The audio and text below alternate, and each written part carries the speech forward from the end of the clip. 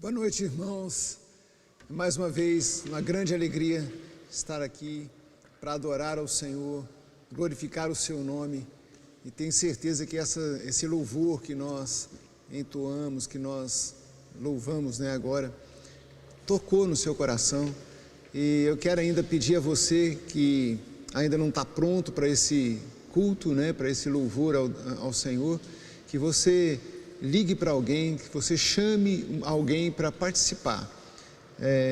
Muitas vezes dentro de casa a gente está mais acomodado e às vezes nós não pensamos na importância desse tempo de louvor, de adoração, um tempo para ouvir a palavra de Deus, um tempo para nos quedar aos pés do Senhor e aprender dele. Afinal, ele é manso e humilde de coração.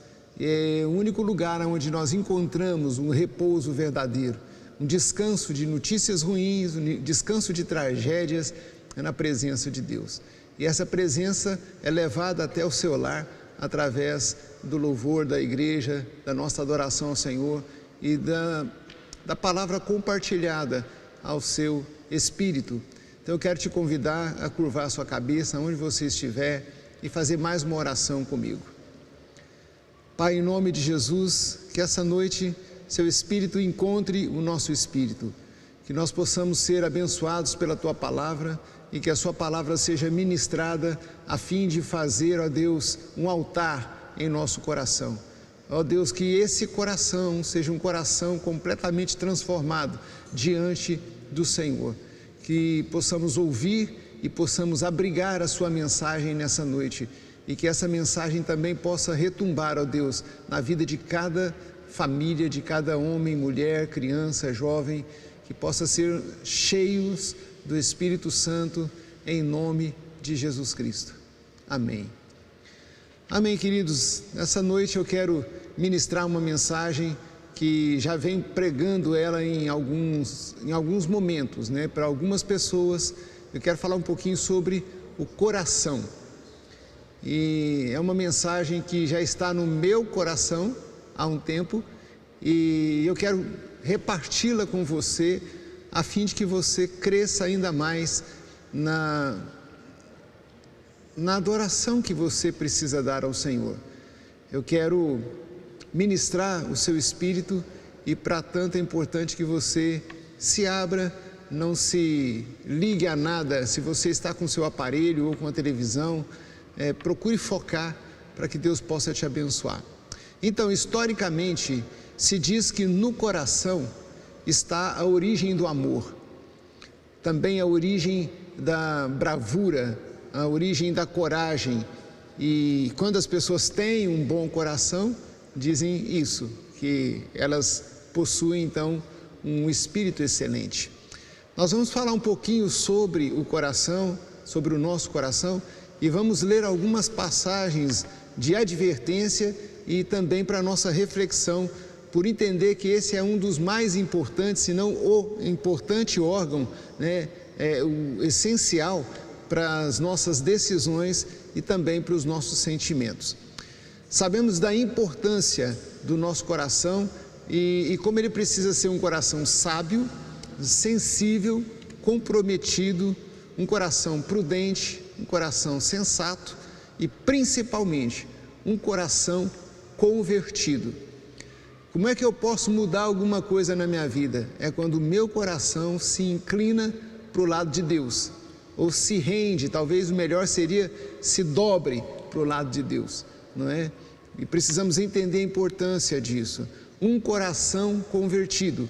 Romanos capítulo 10, verso 9 diz: se com a tua boca confessares a Jesus como Senhor e no seu coração creres que Deus o ressuscitou dentre os mortos, serás salvo.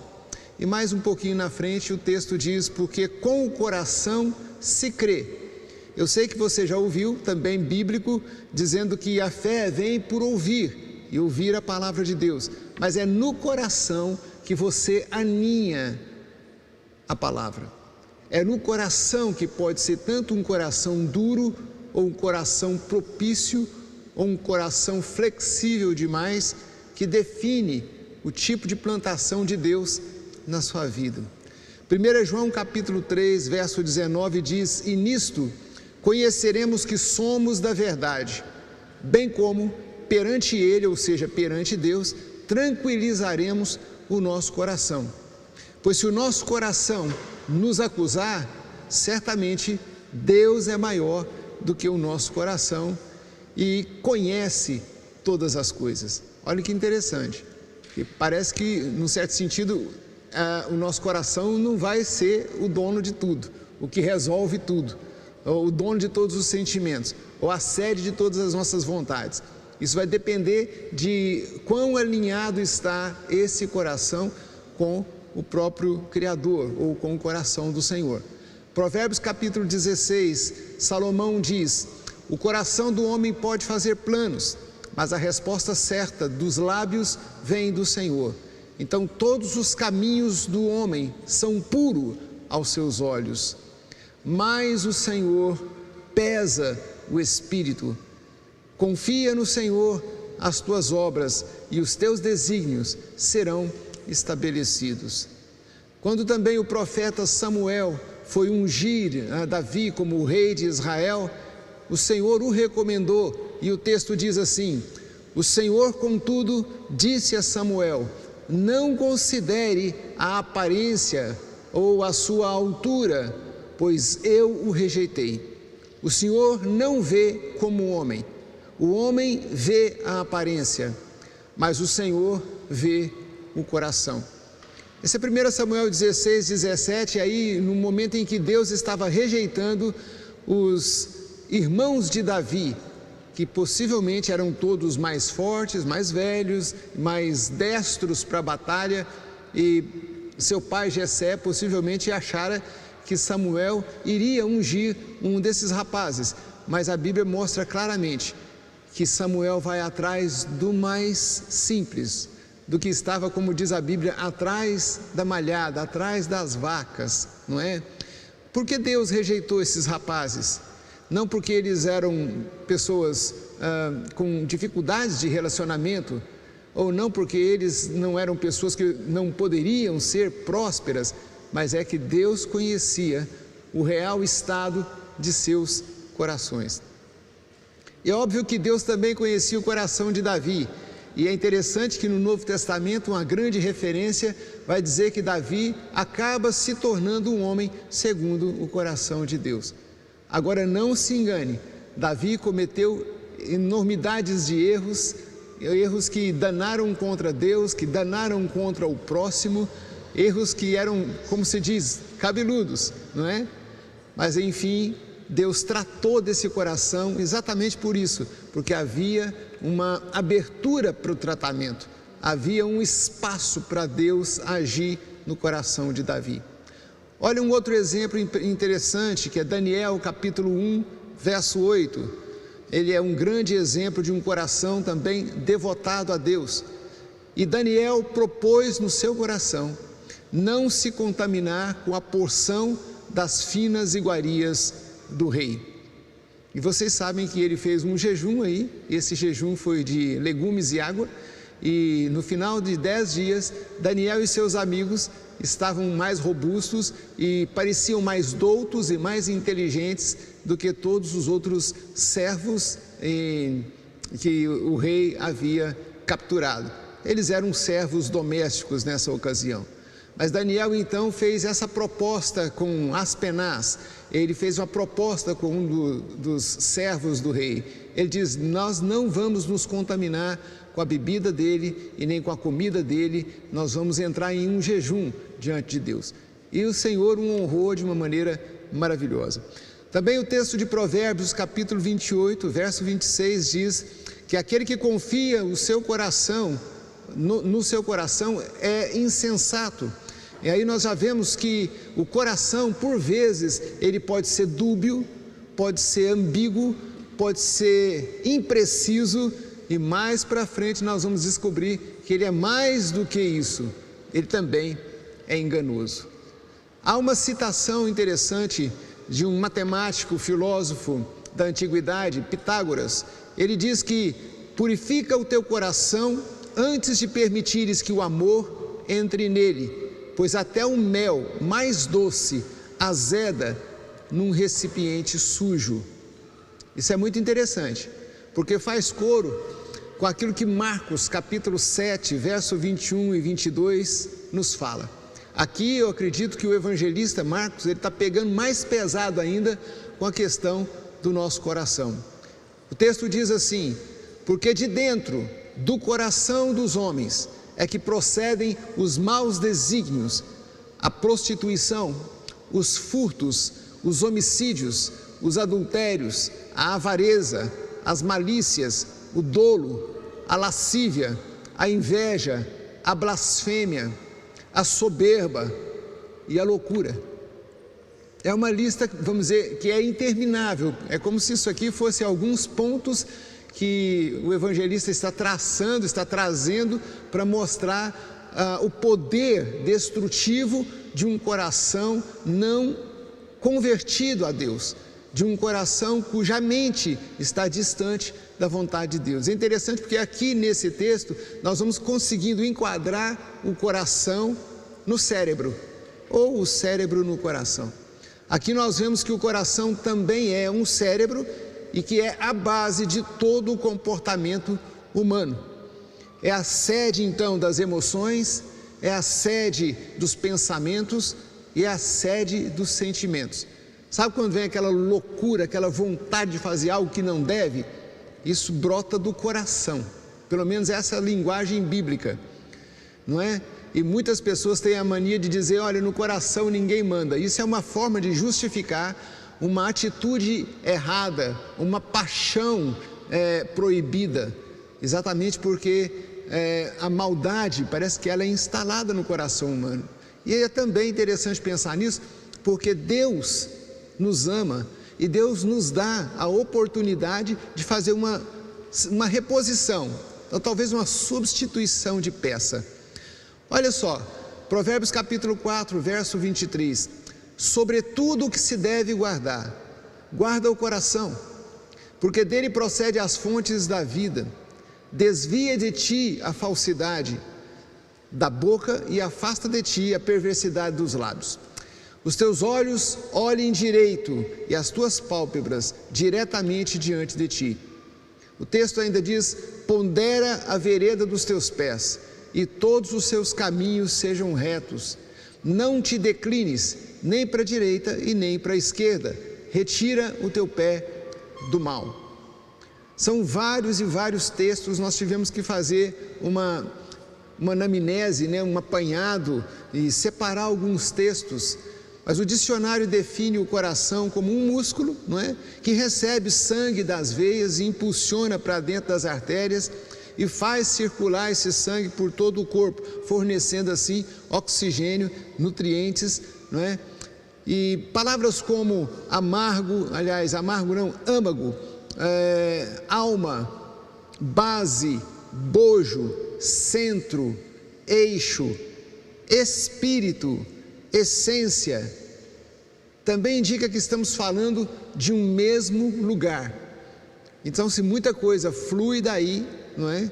É para se impressionar por entendermos como do coração brota tanta coisa negativa e eu posso dizer com certeza coisas também positivas.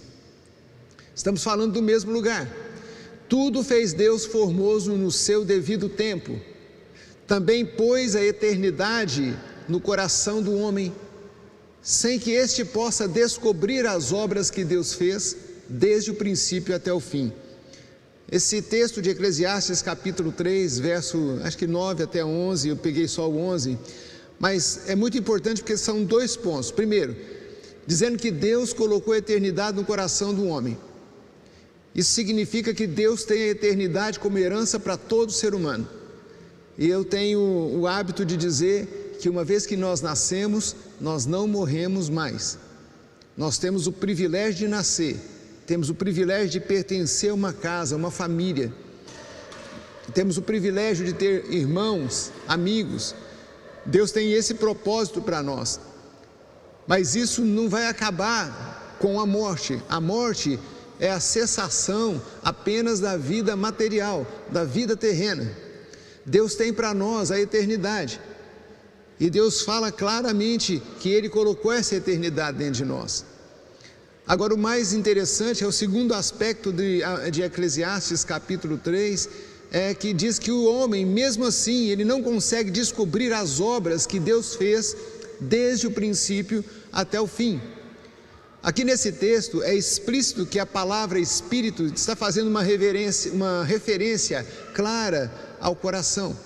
Tudo o que Deus fez e faz é dentro de um tempo perfeito, e há então uma beleza incrível naquilo que Ele faz, não é?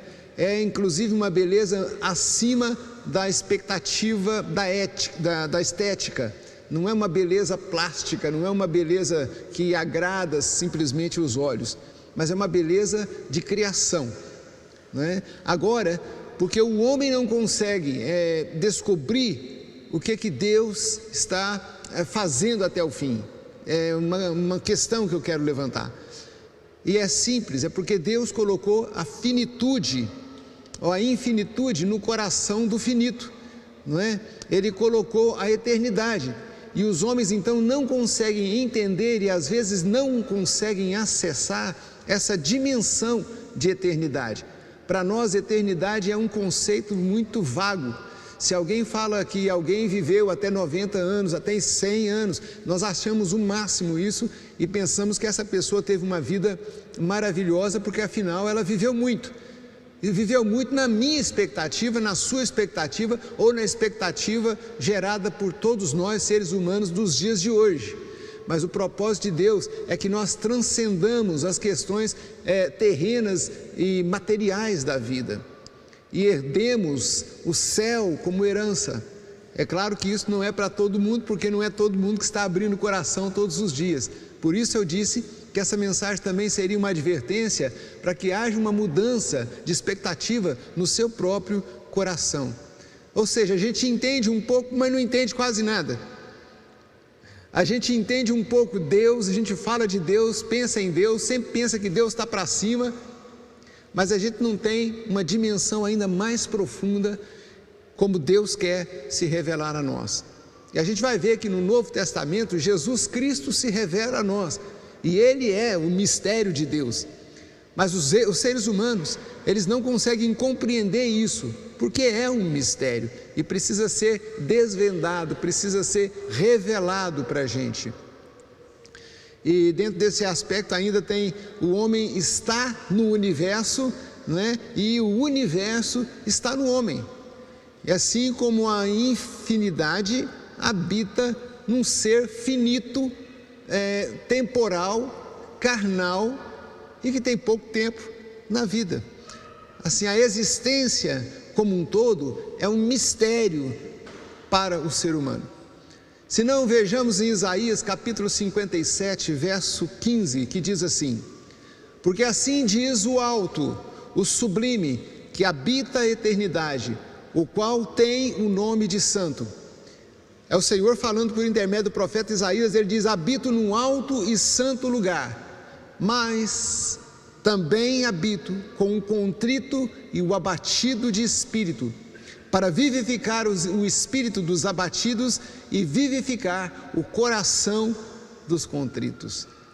O que Deus quer da gente? O que Ele quer de você? Ele quer mais do que a gente imagina. Ele mostra um Deus extremamente grande. Ele mostra que está acima de estrelas, acima de nuvens, acima de montanhas, acima dos mares, acima de qualquer coisa material criada, dos universos, um sobre o outro. Mas fala que Ele também habita em um homem, em uma mulher, em uma pessoa cujo coração é contrito, cujo coração é quebrantado. Imagine a dimensão do que nós estamos falando em termos de universo. Imagine a dimensão diminuta que é a nossa vida, a temporalidade e o tanto que nós passamos rápido por aqui. E a Bíblia diz que Deus habita no coração. Deus é bom para nós e é bom o tempo todo. Mas uma questão importante: será que nós devemos então seguir o nosso coração? A resposta é, pensa aí, há muitas chamadas para seguir o meu coração, seguir o seu coração. Somos chamados através de filmes, romances, canções, slogans, blogs e até memes. Nos chama para seguir os nossos instintos, os nossos desejos, o nosso coração. Alguns conselhos relacionados são: confie em você mesmo, siga então os seus instintos. Outro é: o seu coração nunca vai desviar você. Por quê? Porque você não pode se trair. Eu não sei não, mas havia uma canção antiga que diz assim, que na tortura toda a carne se trai. E outros dizem: faça o que está ao seu coração, o que você entende que é melhor fazer. Tipo assim, eu sou dono do meu nariz, né? Eu sou dono da minha vida, sou dono do meu coração, faço as decisões que eu mesmo acho importante fazer. Agora, não há dúvida de que os nossos sentimentos são importantes para as decisões que tomamos, mas será que os nossos sentimentos são essencialmente fundamentais para as decisões que nós tomamos? Ou será que, dando muito crédito a esses sentimentos, nós não estaríamos negligenciando princípios e valores por causa, enfim, do nosso coração? O problema, queridos, é que nenhum desses conselhos é biblicamente sustentado. São coisas humanas, às vezes algumas filosofias muito interessantes, alguns conceitos muito interessantes, e eu não posso dizer definitivamente que não são coisas inteligentes, mas o que eu posso dizer é que não tem sustentação espiritual, porque não tem sustentação bíblica. Não é aquilo que Deus pensa. Deus vai muito além de fazermos um legado na terra. Deus quer que a gente leve um legado de comportamento e responsabilidade para o céu, porque quem não pode ser fiel no pouco aqui na terra, sem dúvida não vai ser colocado sobre o muito lá no céu. Nem posso falar lá no céu, porque o céu não é lá, o céu é aqui também. Em vez de confiar em nossos corações, nós devemos então dedicar o nosso coração ao Senhor. Diz o texto: confia no Senhor de todo o seu coração e não te estribes no teu próprio entendimento. Reconhece-o em todos os seus caminhos e Ele, Deus, endireitará as suas veredas. Provérbios capítulo 3, versos 5 e 6. Essa passagem dá um comando explícito para não confiarmos em nós mesmos. Acho que até vale aquele texto que diz: maldito o homem que confia no homem e que faz do seu braço carnal a sua força. Sabe, essa autoconfiança, essa arrogância do ser humano, isso não quer dizer que não tem um coração, mas mostra que esse coração está destituído de presença suave, cálida, gostosa de Deus. Parece que não há paz num coração assim. É um coração atribulado, em turbulência. Então, dá a promessa da orientação àqueles que seguem o Senhor. Então, quando nós confiamos em Deus, nós perdemos essa sustentação de arrogância, de orgulho próprio, e começamos a entender a importância de sermos humildes, pequenos, simples, singelos, porque somos passageiros e não precisamos ser passageiros da agonia, podemos ser passageiros da suavidade, da leveza, da brisa. Entrar em Deus, mergulhar em Deus, saber que nele nós podemos confiar e que sem Ele não vamos a lugar algum, a não ser para longe dele. Aliás, isso aqui é interessante. A Bíblia fala muita coisa a respeito do inferno, mas não existe um inferno pior do que a ausência da luz, do que a ausência da presença de Deus. Agora, para que qualquer coisa forneça uma direção apropriada, ela deve ser baseada numa perspectiva objetiva. Isso quer dizer que tudo o que é consultado para orientação deve chegar a uma conclusão baseada na verdade objetiva e não na inferência subjetiva ou emocional. Então vamos pensar que às vezes nosso coração está num vínculo imediato com as nossas emoções, e é óbvio que é assim que acontece. A gente se apaixona por pessoas, se apaixona por objetos, e a gente é capaz até de eliminar a vida do outro em função do sentimento que temos com o outro. Imagina uma pessoa matar a outra por causa de ciúme. Isso não é uma coisa espiritual apenas. É óbvio que há agentes da malignidade entrando num coração assim, pervertendo o conceito e tirando o indivíduo de si para que ele possa fazer tal ato. Mas além disso, de ser recheado de capeta por todo lado, nós vemos pessoas cuja emoção está fragmentada porque o coração não é inteiro, sabe? Um indivíduo que anda pela subjetividade de suas emoções e não por ordem e razão organizada que vem da própria palavra de Deus. O que eu quero dizer é que quem deve governar a direção da vida não deve ser os nossos sentimentos, as nossas sensações, e isso é muito prepotente por parte das pessoas, e porque isso provém do nosso coração, e às vezes não é uma revelação da verdade, às vezes não é sequer a explanação de uma verdade, não é a explicitação de um texto. A gente usa o texto fora do contexto para justificar um sentimento horrível, um sentimento errado em relação às demais pessoas e também em relação a si mesmo. O que nos liberta? São as nossas emoções? Não. O que nos liberta seriam até as nossas razões? Não. O que nos liberta é a palavra. Jesus disse: a palavra nos liberta. Quando nós a conhecemos, quando nós temos uma relação de intimidade com a palavra, porque é isso que significa conhecer. Todo conhecimento produz resultado, todo conhecimento produz uma gestação e produz também filhos. Então, quando nós conhecemos a Deus, nós vamos ter resultados nas nossas vidas. A palavra então nos liberta. A Bíblia ensina que o homem deve seguir a Deus, e Deus declara: bendito o homem que confia no Senhor e cuja esperança é o Senhor. Jeremias capítulo 17, verso 7. Deus tem perfeito conhecimento de todas as coisas. Nós nunca vamos pegar o Senhor despercebidamente. 1 João capítulo 3, verso 20 diz: pois se o nosso coração nos acusar, certamente Deus é maior do que o nosso coração e conhece todas as coisas. Quero voltar aqui um pouquinho porque é muito interessante. Uma das coisas que mais pesa na mente das pessoas é a culpa de ter feito, a culpa de não ter feito, não é? Nós sempre queremos encontrar um culpado, um responsável, até para justificar as coisas que nós deveríamos fazer e não fazemos.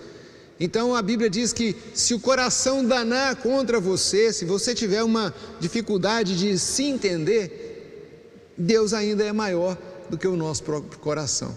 É uma forma dele dizer: eu basto a você além de você mesmo.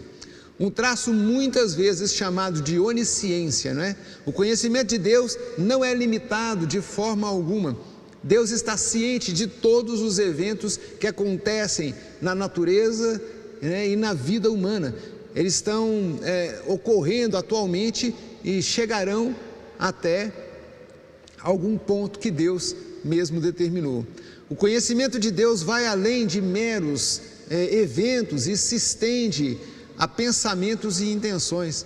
Olha para esse texto de João capítulo 2, verso 24 a 25, é um texto que me chama muita atenção.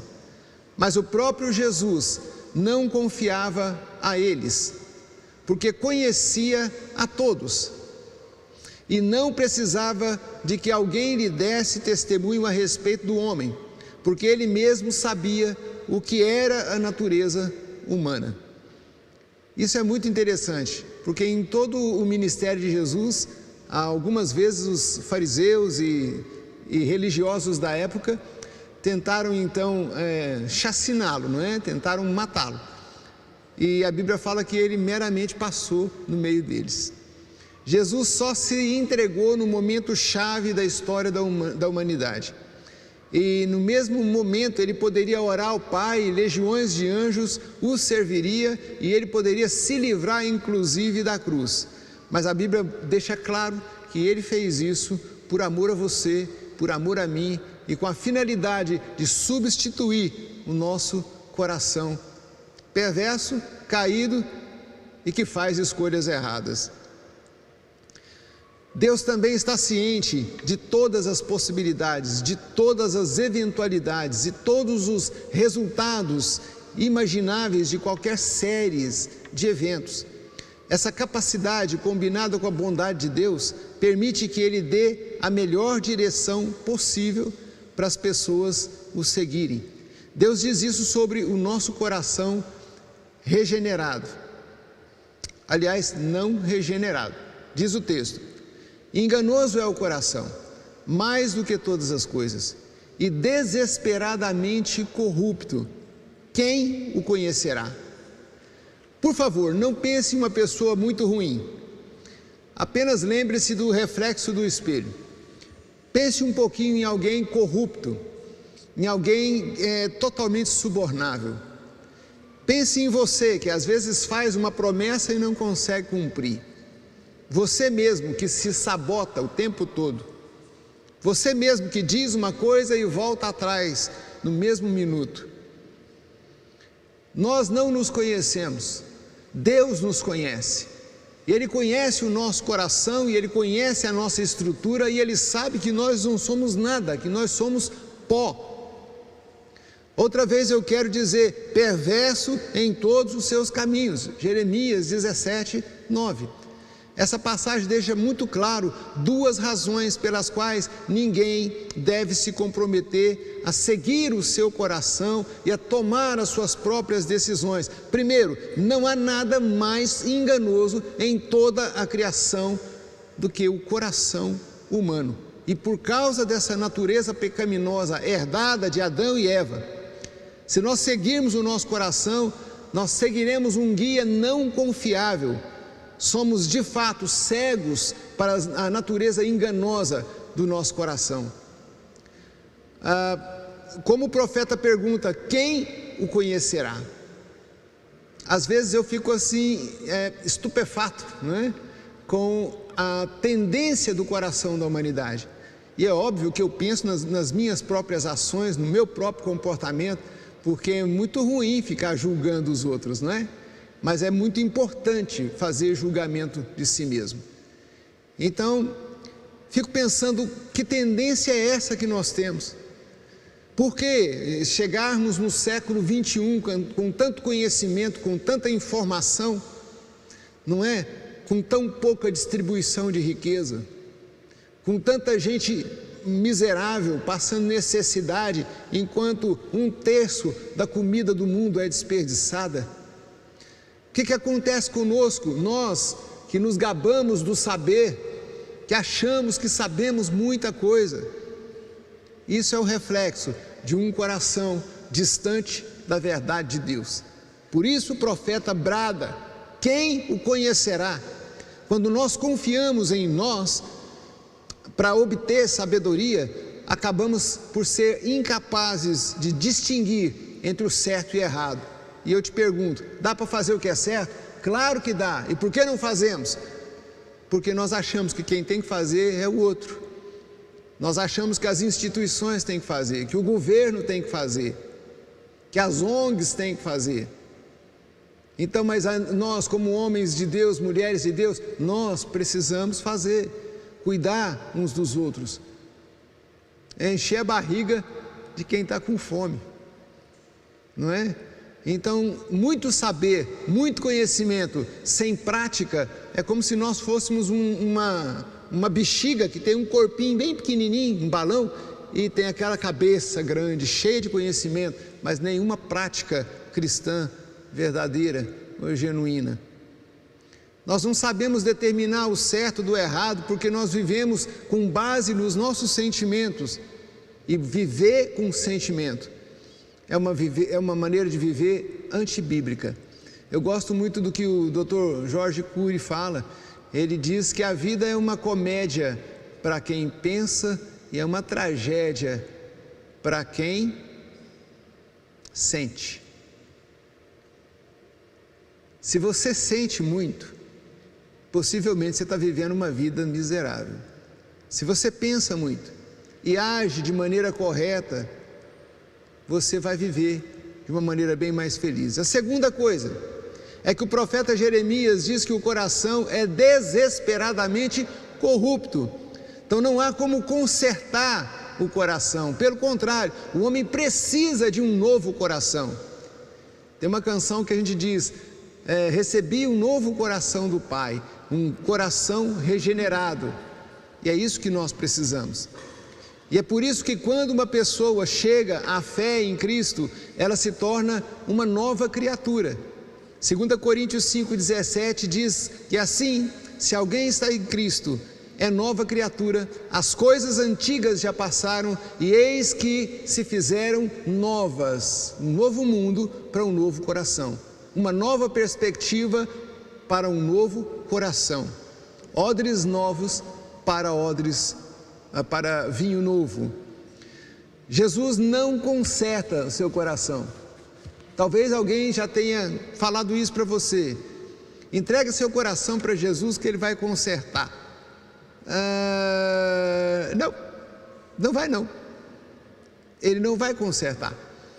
Ele vai substituir. Ele o substitui por um novo. E como é que eu sei disso? O profeta Ezequiel, no capítulo 36, verso 26, diz: dar-vos-ei coração novo, e porei dentro em vós um espírito novo, tirarei de vós o coração de pedra, e vos darei um coração de carne.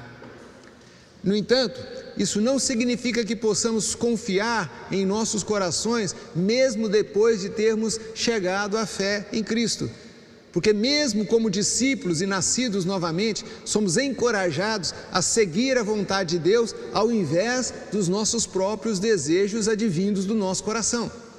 A Bíblia ensina que a carne milita contra o Espírito e o Espírito contra a carne, porque são opostos entre si, para que porventura não façais o que é do vosso querer. Gálatas capítulo 5, verso 17.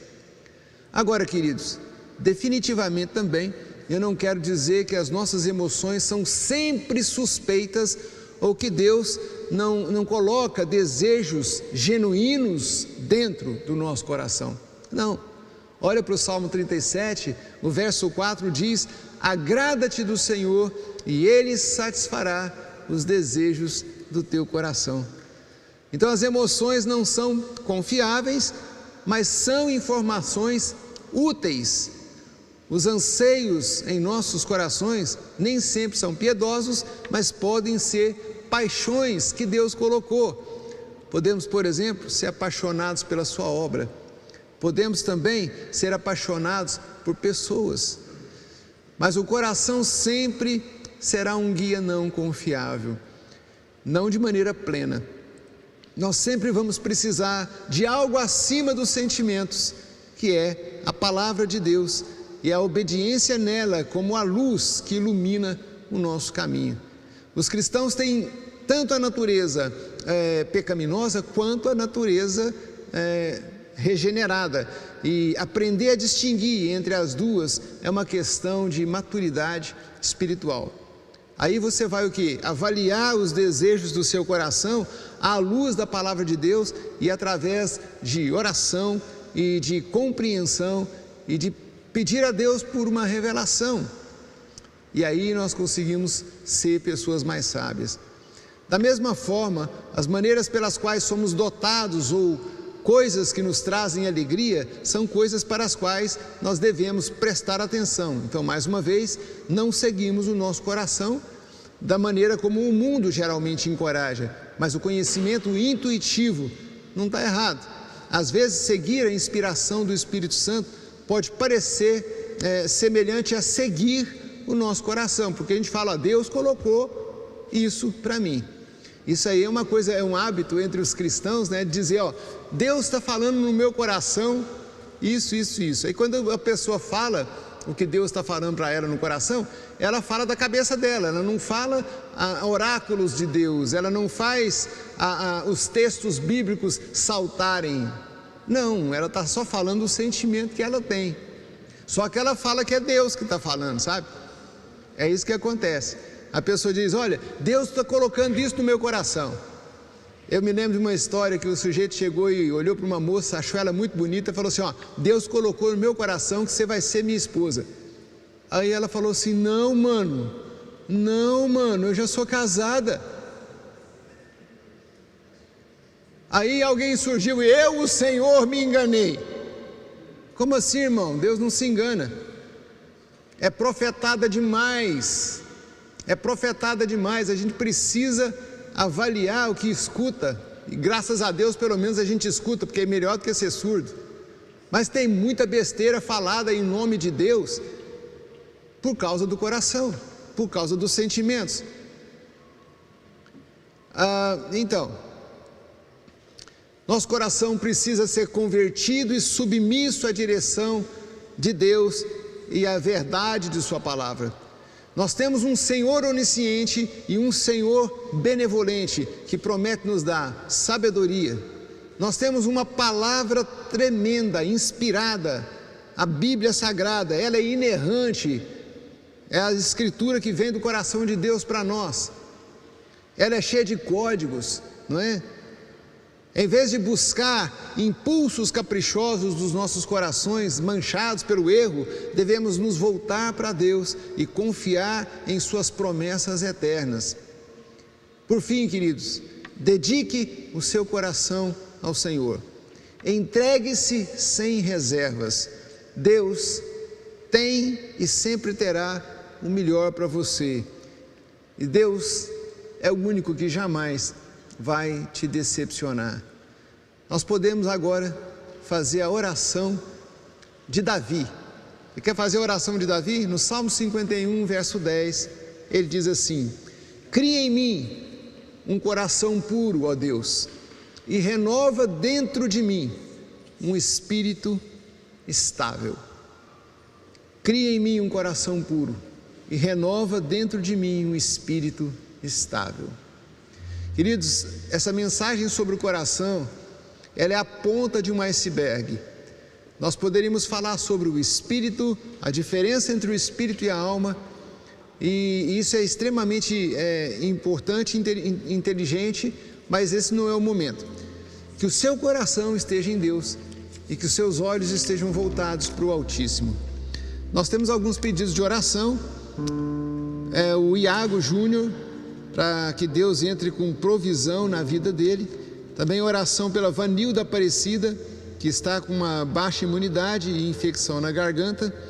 Oração por pessoas que estão aniversariando, a Josi, a Lidiane, eu acho que a Sônia também. Acho que tem a Sônia também, está fazendo aniversário. Aliás, pelas redes sociais tem tanta gente fazendo aniversário. Eu saúdo a todo mundo e glória a Deus, parabéns para vocês jovens, porque graças a Deus é muita gente. Eu não quero esquecer ninguém. Também oração pela família da Tânia e também porta de emprego para o Leandro e o Jefferson.